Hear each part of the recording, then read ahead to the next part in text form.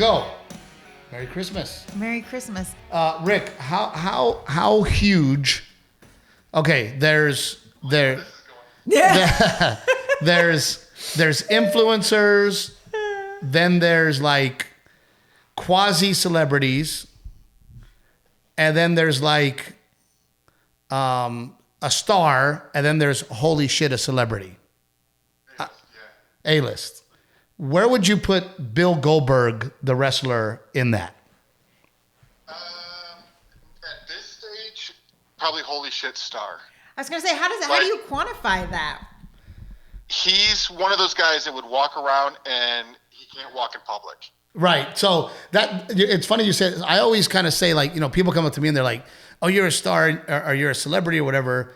Well, 1 in every 20 people at the airport are like, "Oh shit, that's Steve Treviño," and then out of those 1 in every 20, maybe 1 or 2 of them will be like, "Oh my god, I got to get a picture," right? Bill is one of those guys that I would say 60 to 70% of the people when he walked through the airport would be like, "Oh shit, that's Bill Goldberg." Well, because how can you not miss him? He's like giant and he's bald and he's shiny. Like, how do you miss Bill Goldberg? But no, because I was talking to Renae about it. And by the way, for those of you that want to know why we're talking about it, we are going to have a very special Christmas episode. And Bill Goldberg is going to join us. We're going to raise money for Helicopters for Heroes. We're going to help Jose Trevino, the catcher for the New York Yankees. He's also going to join us. He does an annual toy drive every year, so we're going to make that a part of it. And he has a toy drive. But I, when I was talking about Bill to Renae, I don't think Renae truly understands. And maybe it is a male thing, right?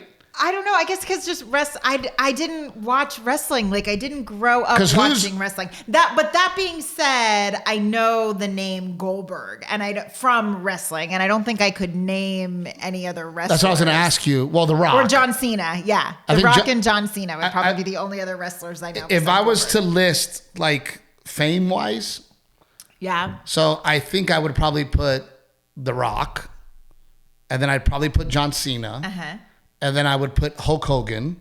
Oh, yeah, Hulk Hogan. I forgot about him, yeah. And then I would probably bunch all of these guys together, and Goldberg, Stone Cold Steve Austin, The Undertaker. See, I don't know The Undertaker. I don't know who I would probably put them in all kind of right there. Yeah.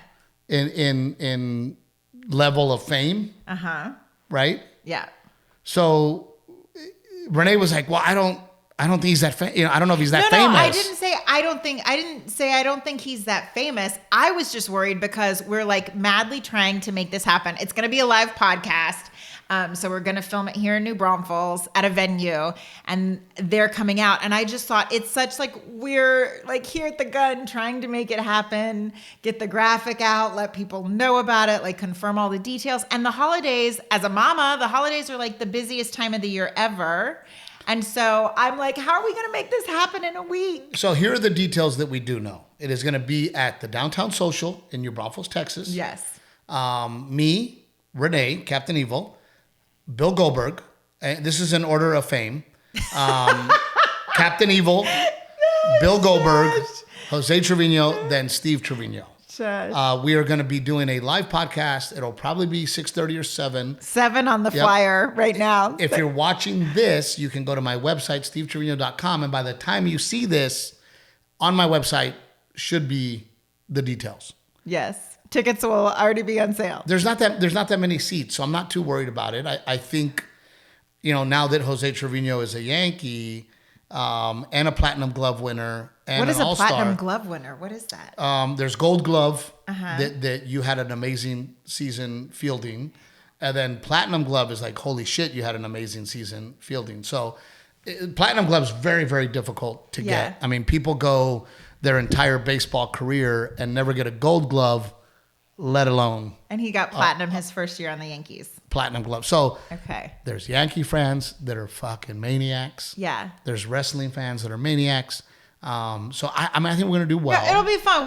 We were bummed that we didn't get to do anything for Thanksgiving. There was no pie challenge. You know, we didn't do something, so we wanted to do something for Christmas. And I'm excited. We're gonna make something happen. It's just a lot all at once. Well, but last year, you know, we did the Vegas episode that was, you know, out of the studio, something cool, something fun.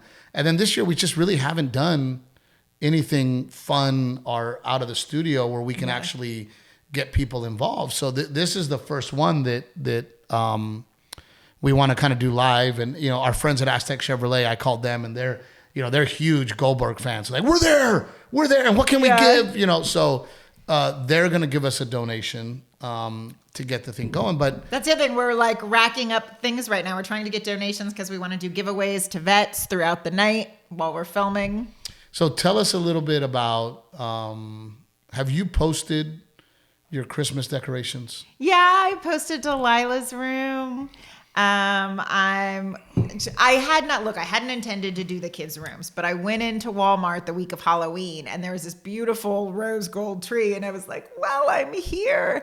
And then once I did Delilah's room, I felt so bad. I can't like not do anything in Garrett's room. So then Garrett got 3 trees. So just to be clear, let's get a Christmas tree count.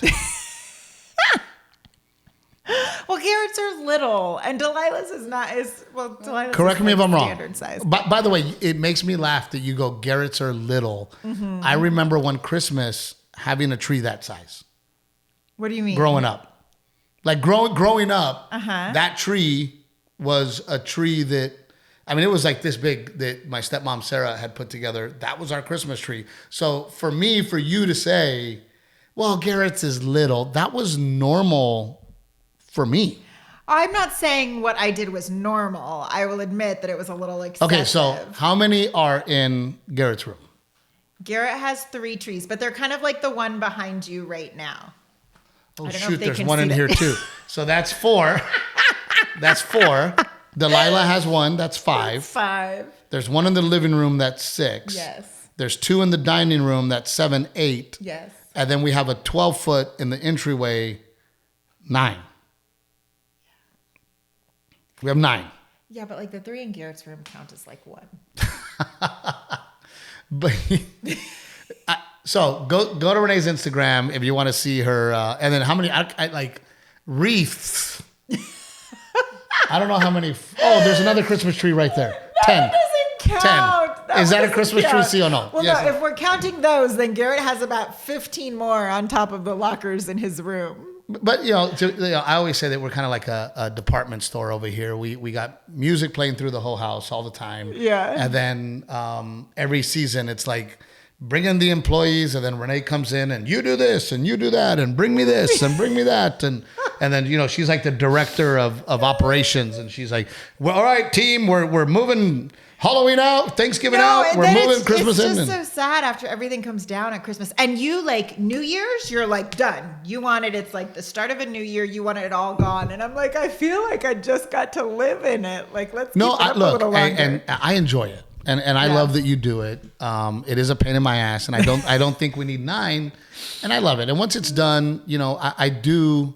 It gives me a real sense of pride here at the house when it just feels nice and it looks good, and we have that beautiful painting tin. It's metal. Artwork, metal of the kids with Santa, and I love it. And when you're in South Texas, the only way to make it feel like Christmas is in your home. Oh my God, it's been so hot this week. Yes. I'm in flip-flops, and it is literally the week before Christmas. I don't know if you noticed this, you probably didn't, but there are no snowflakes in this house. Like when I buy Christmas decorations, it's like, I'm like, no, I'm in Texas. I'm not buying any snowflakes. Now, but the problem is too, and I don't know if you go through this, Rick, Renae puts new pillows on the sofa, but the pillows are like weapons. They're all like... No, now that you've pointed it out. Me and Garrett are like, fuck these pillows, man. Like, we can't even sit on these pillows. Yeah, no. They scratch you. They're all like... The sequin pillows, you told me I'm not allowed any... Did you notice the new pillows, though, this year? They feel like a sweater. There's new pillows? Soft. There's new pillows. Well, because you said No more sequin scratchy pillows. So now they're soft sweater pillows. But also, I know we mentioned Aztec Chevrolet. I also want to mention Old Salt Coffee. They've been so good to us. Coffee's delicious. I think I want another cup. And then, of course, our friends at Pick Cherries. Yes. I need to call Stu. Oh, wait. The winners came this last week to your show in Vegas. Oh, yeah, they did. No, that was the week before. Or was it this week? No, that was this week. So, they did come up to me after the show. They were like, oh, my God. And they sent me a message. They thought they were going to get to meet me, too. And I was not there this week because it was such a quick trip. I had so much fun in Vegas. And it was really, and it's so bittersweet. And I think that the guys that travel, it's such a bittersweet thing because it's like, man, I'm glad Renee's not here. But then I'm also like, man, I miss my wife. The amount of happiness I have when you're not there is the same amount of happiness when you're there. I was like, you better be careful how you word this, Mr. Trevino. Does that make any sense? Like, I can't explain. There's a feeling of like, ugh, no boss. Awesome. Uh-huh. But then there's also a feeling like, where's my boss?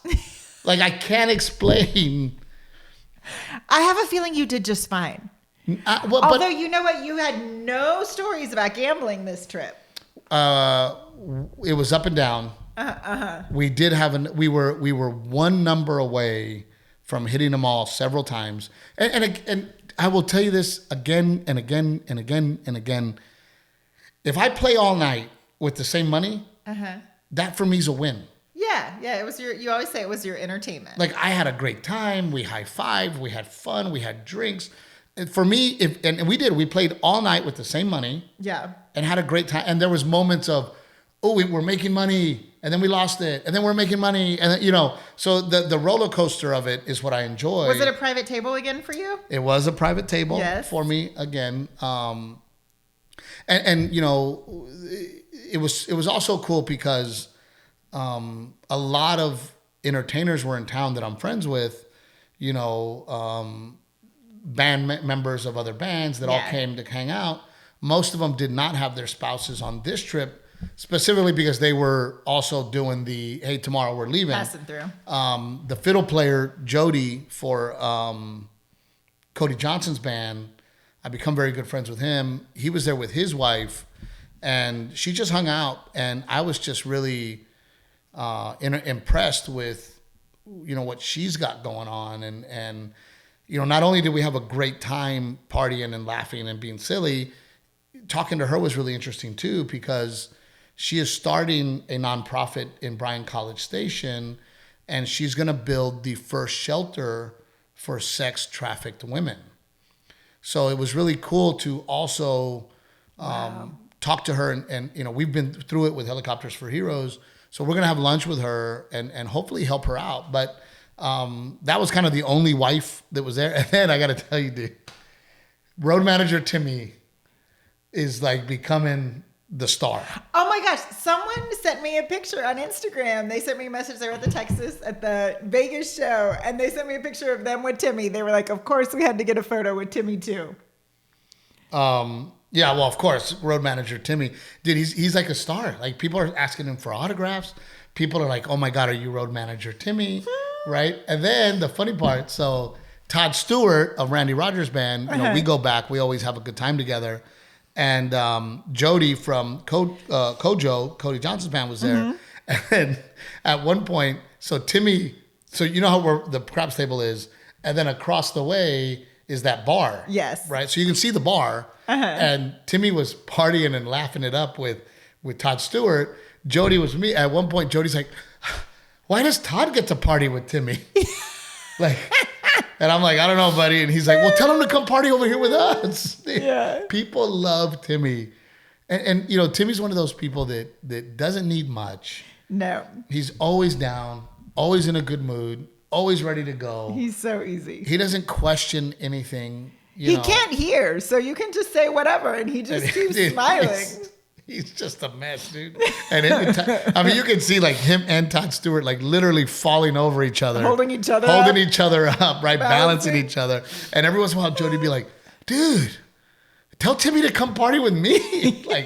So I think we need to do a VIP package. With Timmy? Yes. Yeah. Where you get to party with Timmy. Like that's... You get to party with the road manager, Timmy.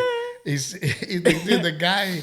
And then I don't know how he does it, man. The next day, there he is with the car. I don't know. When he got back from this trip, he got in the car with me and he goes, "It was too much Vegas, Renae." He goes, "That's too long. That's too much to be." Well, we get there. We get there Wednesday night, and my flight's delayed, and God, I had a freaking horrible day, and I've had some rough days with little bullshit that I don't even want to get into. And then we're late, so then as soon as we get there. We go straight to VIP, and Tim's like, man, I'm not drinking tonight, dude. Yeah. I go, I need a drink. I'm having a drink. So I have a drink. I turn around. Him and Todd Stewart are doing shots at the VIP bar. And I'm like, well, there went that, right? And it was a bummer. I got to hear, maybe one of Randy's songs. Because Randy played that night. Randy played that night, and it was a bummer because...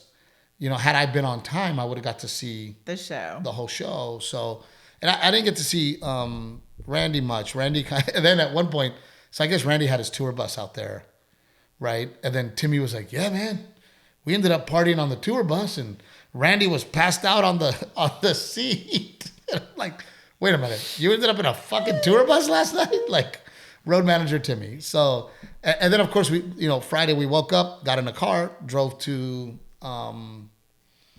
Visalia. For some reason in my head, I thought Vegas to Visalia was, I called you and I was like, "You're not awake yet? You're not on the road yet? You have a show tonight in California." But I didn't realize it was so close. Well, it's not. I mean, it's 4.5 hours. Yeah. But it was very nostalgic for me. Yeah? What about Visalia was nostalgic? The drive.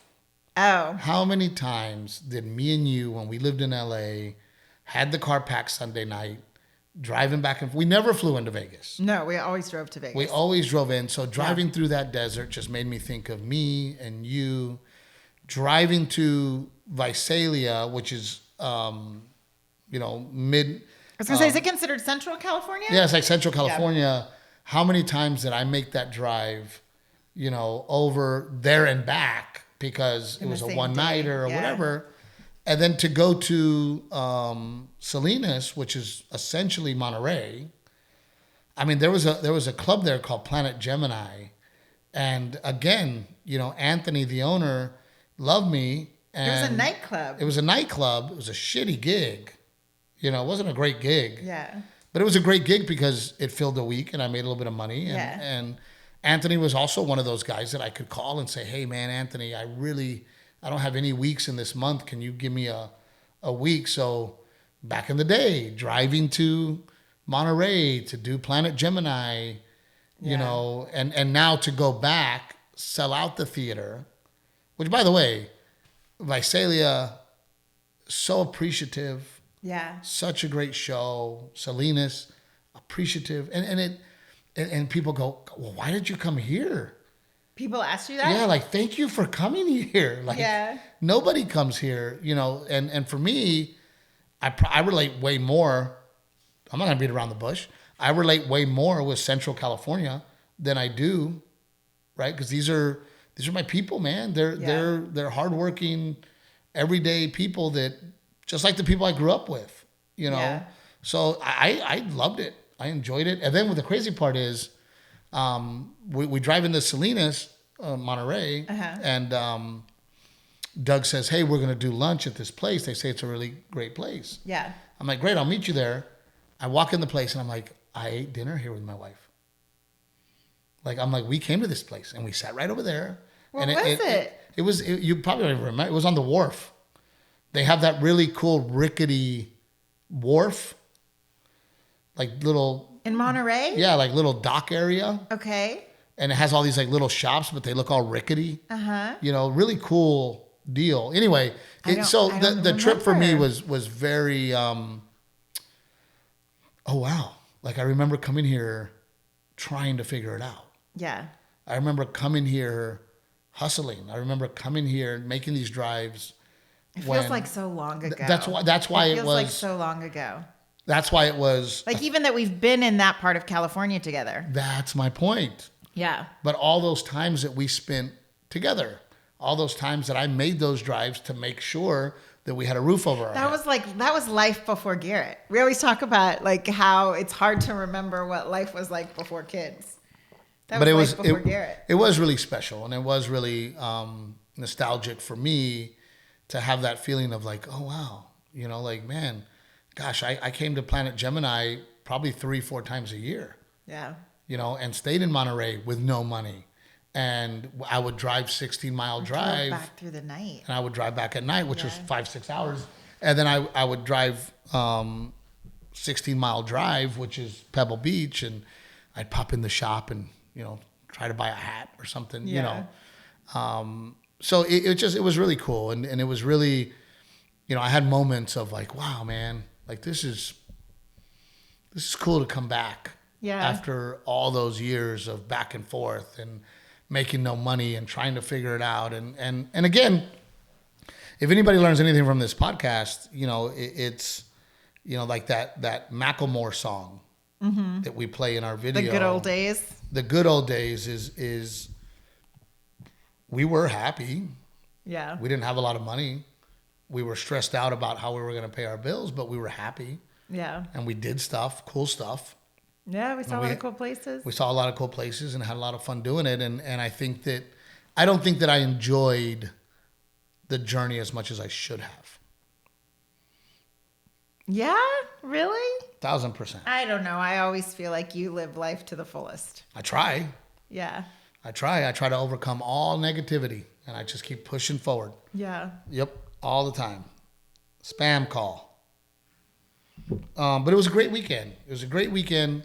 It was a little longer than I would have liked and a little rougher on my body. Yeah, you know, I was going to say, well, on the kids too, because you and I went to Vegas week 1 and we were both gone. And then we got back and it felt like you were here for a short amount of time. And then you were back out again. And I think it was tough on the kiddos. Delilah's starting to like, there was one night, and it's hard because she'll say things and it's like really cute and I want to share it with you. But we've had these discussions about how like when you're on the road, it's hard. You don't want to hear if the kids are sick because there's nothing you can do about it. Or one morning, Delilah came in to the bed and she goes, "No daddy. Where's daddy? There's no daddy here." And I was like, "Yeah, he's at work." But and you were like, and I'm so happy about it. Oh my God. I get to do what I want when I want. I get to run the house. Thank God he's gone. No. But no, and it's hard because yes, she is, you know, and it's so great when she squeezes me. When I see her and I come off the road and Garrett always runs to me and jumps in my lap. And then, you know, Delilah wants to do it too. And it's so funny. She pretends like she jumped.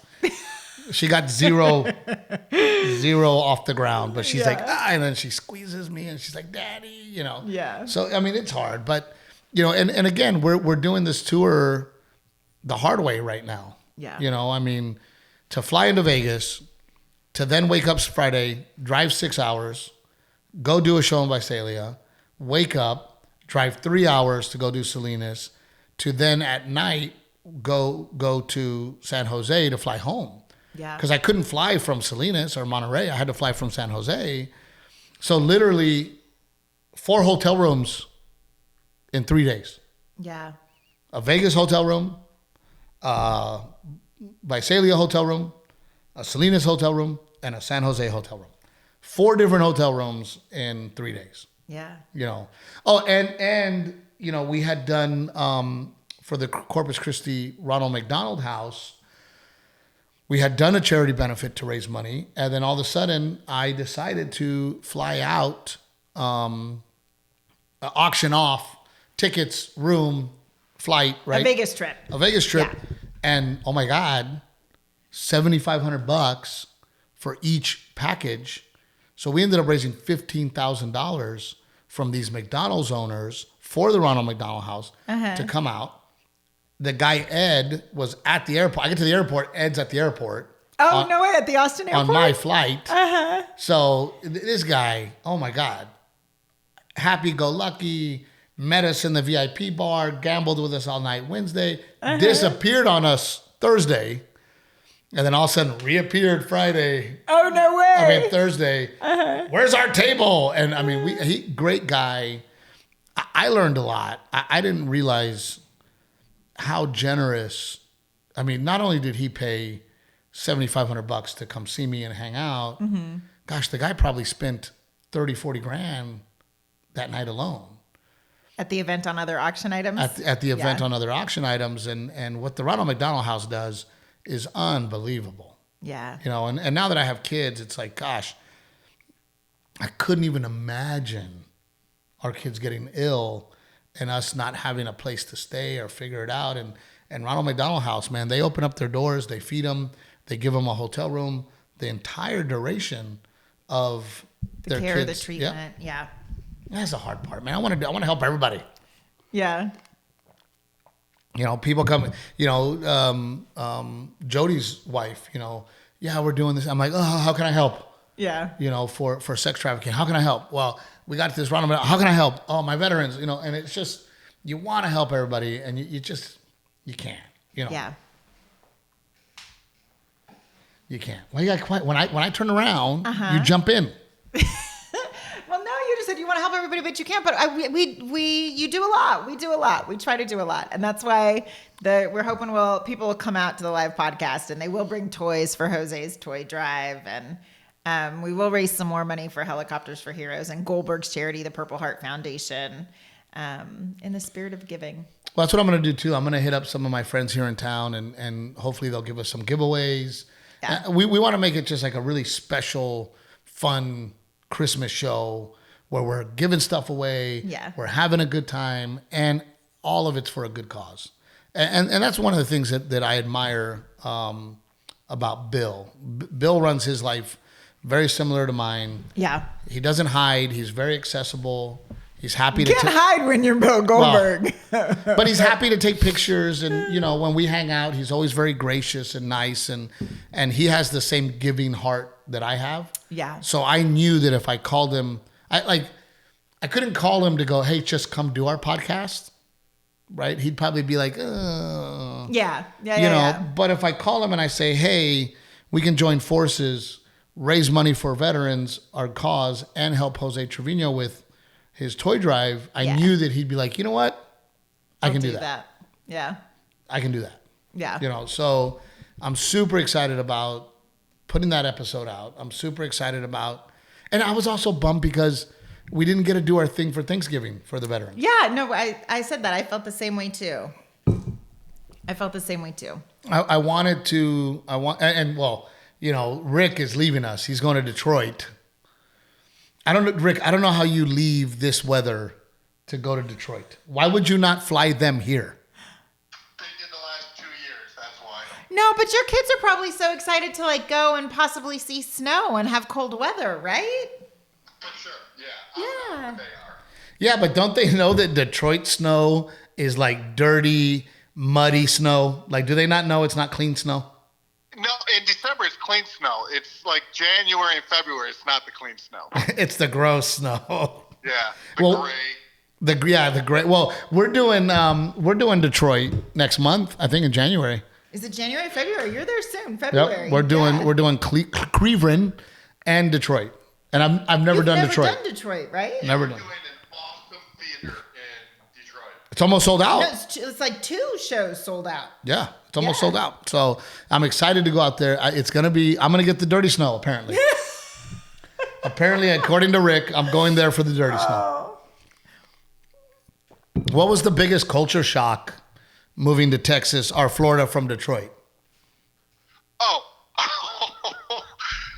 Miami. When I moved to Miami, I mean, just you have every culture represented in such a confined area, and everyone has such unique styles. And it was like in where I grew up in Michigan, it wasn't like that. Well, but you went to go play ball first, right? College sent you to Florida. Well, I blew my knee out, and I had a bad breakup, and had to get away. From Detroit. Correct. Yeah.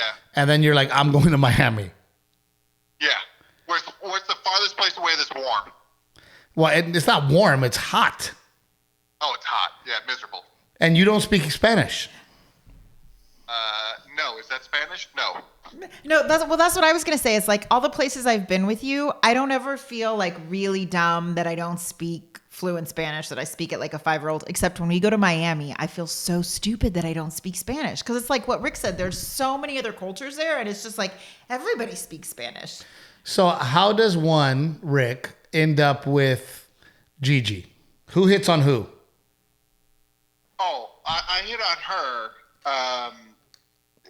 It was, I mean, if I tell the full story, it's cringeworthy and everyone's going to hate me. Horrible. Everybody already hates you, dude. They love road manager Timmy, hate producer Rick. I don't know what's going on. Hate me. The first thing, I mean, she looks Cuban, obviously. She's Cuban Italian, but she just looks like the part in Miami. And the first thing I said is, hey, do you speak Spanish? And it's like, of course she does. We're in Miami. Yeah, exactly, Renae. That's yeah. And that worked? Well, no. I mean, but you know, you flip a 20 to her and that worked. Well, she was probably like, oh, this poor white boy. I need to help him. Poor guy. Poor guy. So then, how, did you ask? Where did y'all meet? At I was a college teacher, and I think I was editing at the time. And she was a college teacher, and we met at we were both giving a seminar at a high school. And then you were like, yeah. So, do you speak Spanish? And she was saying, hola. I was like, oh, you speak Spanish? Dude, I dated a girl, and legit, she told me, she goes... I was going to say, do I know this She story? goes, no, there's a lot of them. She goes, do you think in Spanish and then say it in English? And I was like, what? She was... Wait. I want to dive into that. Because I ask Gigi that a lot. I think you take offense to it, but here's the thing, like, Gigi doesn't know when she's thinking in Spanish or English, because she also speaks Italian, so she doesn't know what she's thinking, and I was like, well, what are you thinking in right now? She's like, I don't know. You're just thinking. You just think. I think primarily in English. But I'm like, even what he's saying about Gigi, is she thinking in Italian, or is she thinking in Spanish, or is she thinking in English? You just think. You don't. Well, she's think married in to a Rick. language. She apparently doesn't think at all. She's just dumb white guy. Oh, well, no, I remember being in Mexico visiting relatives, and my sister Victoria was probably 8 years old.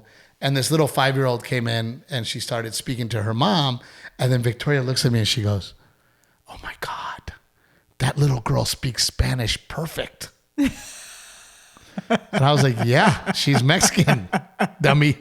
That's what they speak. Yeah. She's probably looking at you going, wow, that little girl speaks English perfect. And then one time, you know, we used to be laundromat people. Renae and I, we didn't have a washer and dryer, so we were. When we lived in West Hollywood. Yeah, we were laundromat people. Yeah. So we'd go to the laundromat, hang out. Me and Renae, it was our laundromat date.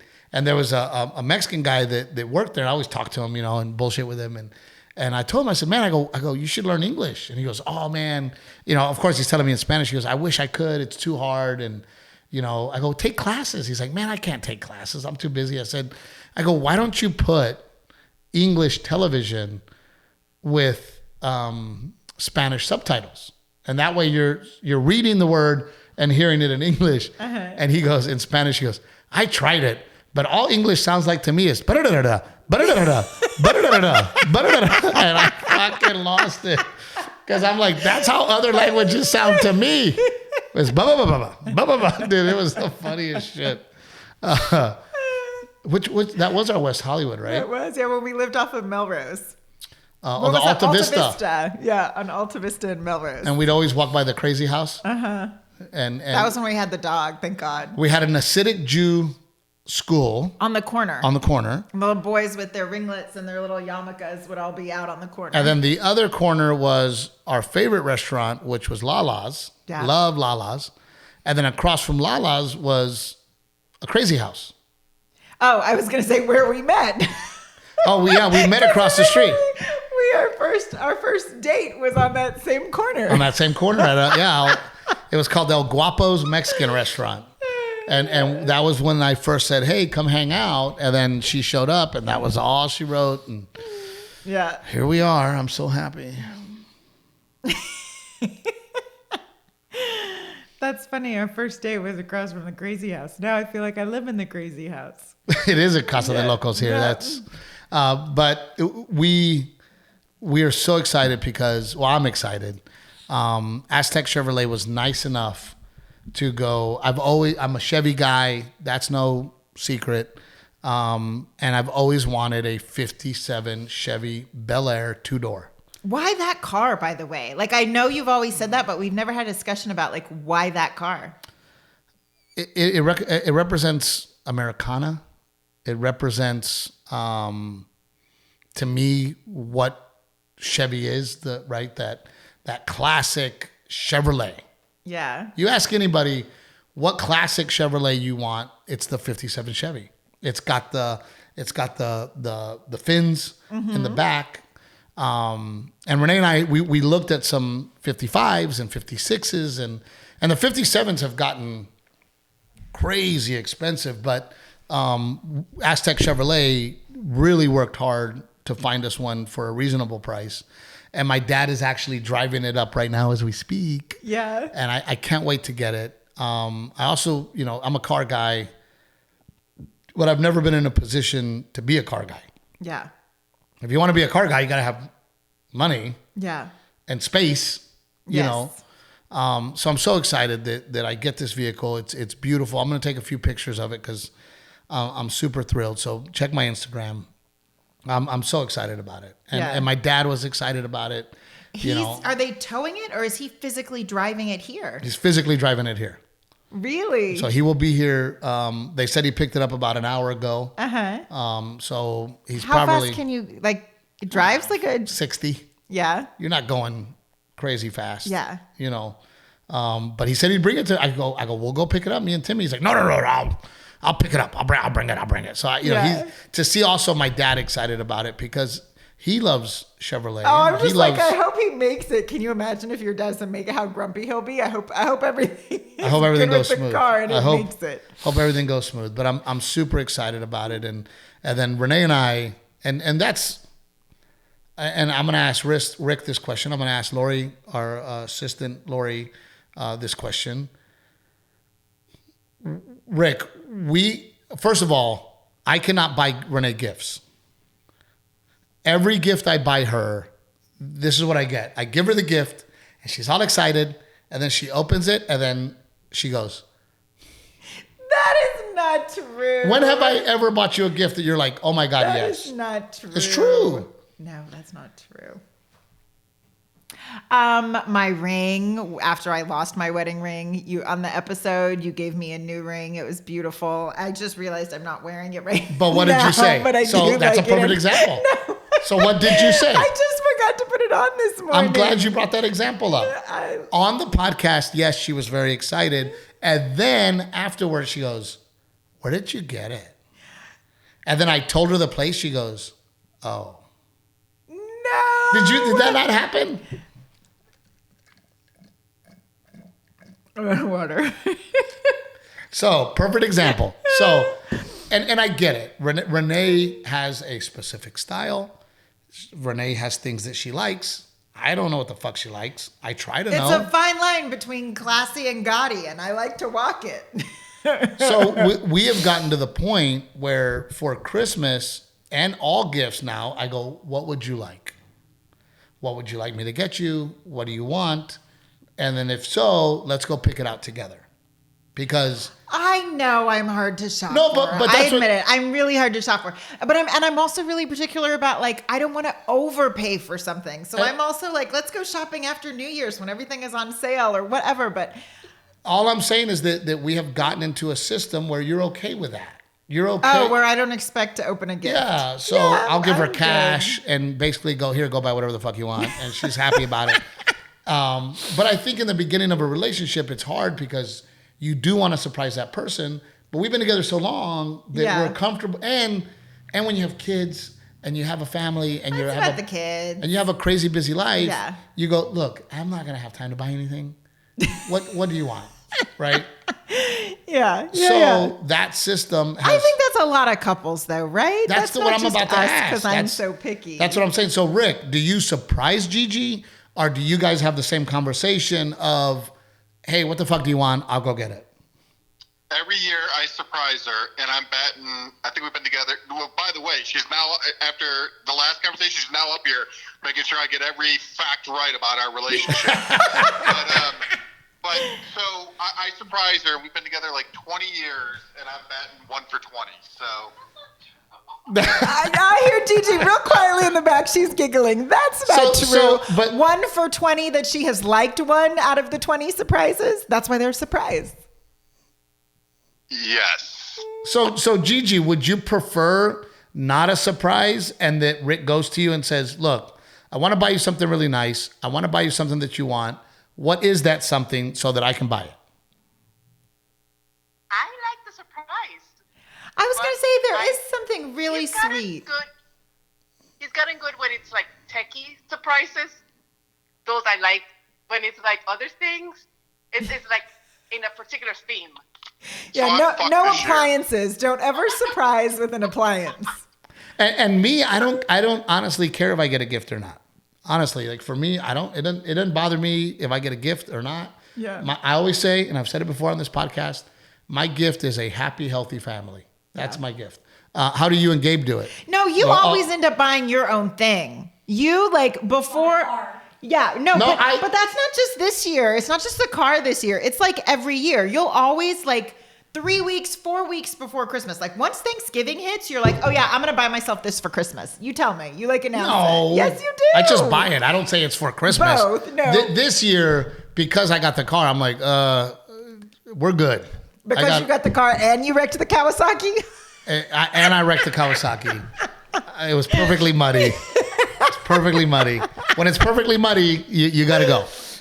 Lori, how do you and Gabe usually handle it? So we would never buy a big gift for each other because we're both really picky. Particular. Okay. We don't want to say picky. Particular. Yes, Yeah. So we would never do a big gift, but we do small gifts in gift bags and stuff.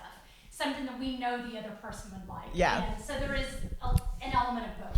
But don't you think, and I think that you and Gabe, I've always admired about you guys. By the way, for those of you that don't know, Lori's husband is my cousin.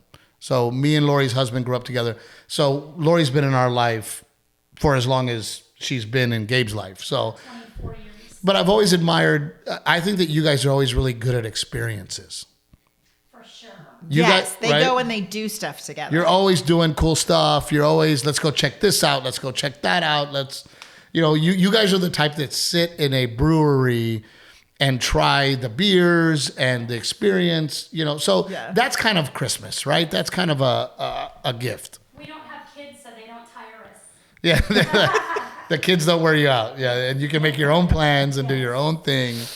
What I'm trying to say is that we have gotten to a good place in our relationship where we're not bummed out about it. We're not bummed out about it. It's not a thing. It's not, oh my God, you didn't surprise me or you didn't buy me something or, we're in a good place of, hey. Give me my money and I'll go shopping.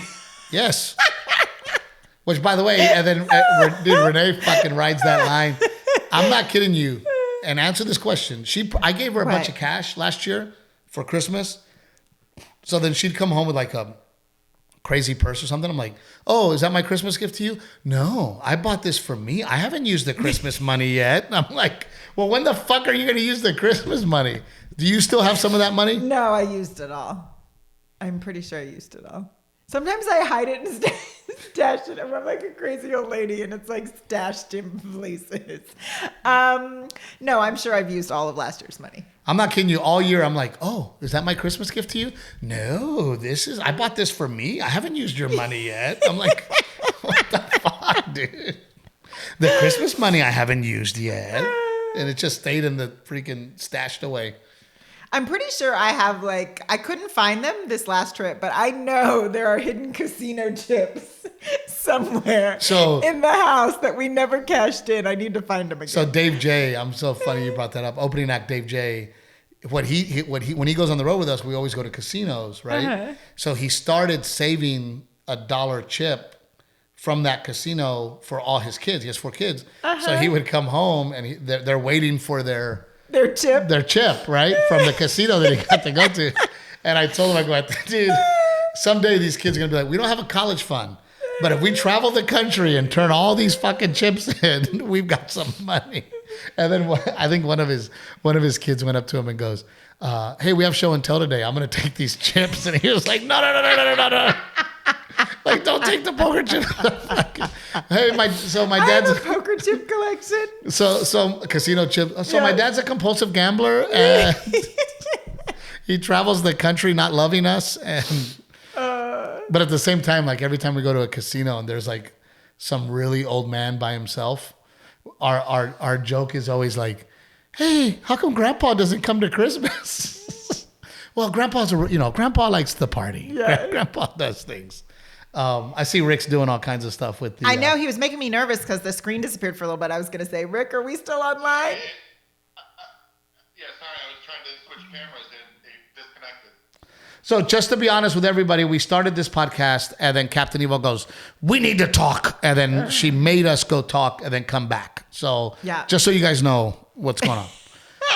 I've never once been like, we need to talk. And then Renae goes, oh shit, I better go talk. No, it's like, it's hard to like, if you and I are not vibing, it's hard to get up here and fake it, for me anyway. No, you would have just gotten up here and faked it.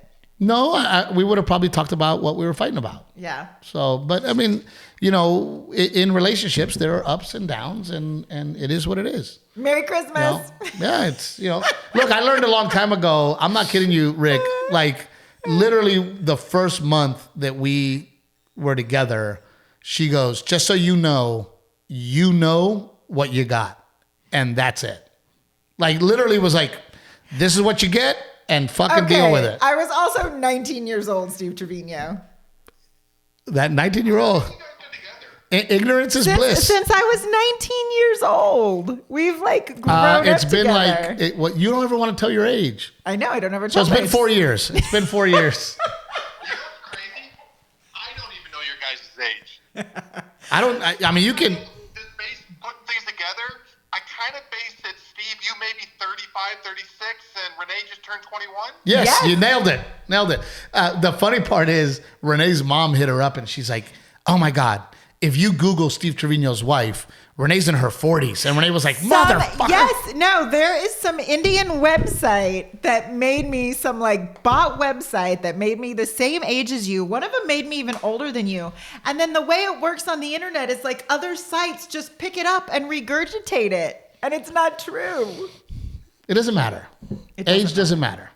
I will tell you this last thing, and then we got to go because we're already coming at our hour mark. But all the things that you've taught me over the years, and you've always taught me different things. And, yes. And we were in Vegas, and we were at that time at the Venetian. They had Rock of Ages, this bar, and they had this dude with like hairband, looking like a hairband dude. I have no idea where you're going with this story. And then he was like, all right, girls, we're going to do shots. And then Renae like ran up there and I'm like, well, there goes my girl.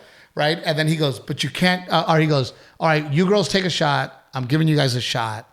And then fucking gangster Renae throws her hands behind her back and takes the shot without hands and then throws her head up to take the shot. And I'm like, oh, that's my chick. But after that, Renae came up to me and she goes, I'm never saying we're too old.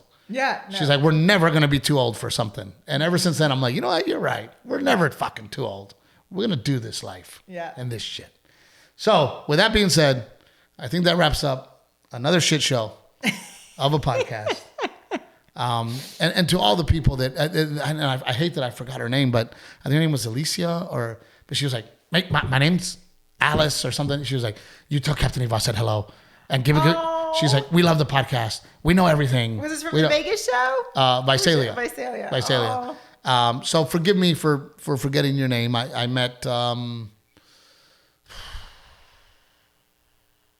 4,000 people literally over the weekend. So I apologize for not remembering, but I want you to know that it does matter. And I do appreciate when you say that you love the podcast and that you love our family. It's really cool. It's really cool. It really means the world, you know. So we love you guys. Please support Aztec Chevrolet, Old Salt Coffee. You're getting coffee anyway. Get it from Old Salt Coffee. Veterans, it's delicious. And, of course, our friends at Cherries. We love you guys. We'll see you next time. Renae and I are going to go fight.